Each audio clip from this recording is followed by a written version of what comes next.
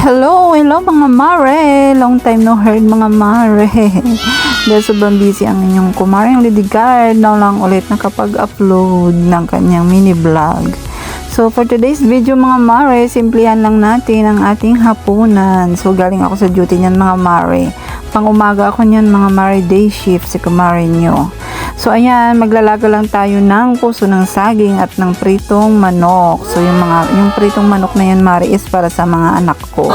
So ayan, pinakuluan ko muna yan mga mare kasi ayaw ko ng pag piniprito is may pa sa loob, yung kumbaga hindi masyadong maluto sa mantika, may dugo-dugo sa loob mga mare. Kaya ang ginagawa ko is pinapakuluan ko muna yan mga mare bago iprito. So, at saka nagpakulo na rin ako ng tubig mga mare para sa ating puso ng saging. Sa bunga na yan, tawag sa amin yan mga mare, sa ating mga Ilocana dyan. Hello. So ayan, tapos na tayong mga mare. Bali, habang pinapakuluan ko yung puso ng saging, ay maggawa muna tayo ng sausawan. So, dahil Ilocana ang inyong kumaring Lidegard mga mare, hindi nawawala ang bagoong. So, nag-slice lang ako ng kamatis, sibuyas at ng kalamansi.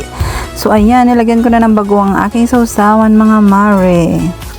Luto na rin ang ating puso ng saging. So, ayan, natin ito mga mare. So, ayan na-prepared na mga mare. So, malapit na kami maghapunan yan.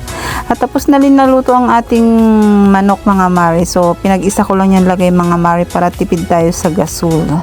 Saka may leftover kami mga mare, yung pritong hito na karang araw. So, ininit ko na rin mga mare para hindi masayang dagdag ulam mga mare. Mahirap mga mare, budget, kaya hindi tayo pwede magsayang ng mga ulam-ulam mga mare. Pag pwede pa, ilagay lang sa ref, tapos initin lang yan norn. So ayan na mga mare, tapos na tayo maghanda ng ating hapunan. So napakasarap niyan mga mare, simpleng ulam lang, yung nilagang puso ng saging sausaw sa bagoong. So ayan, kakain na tayo mga mare.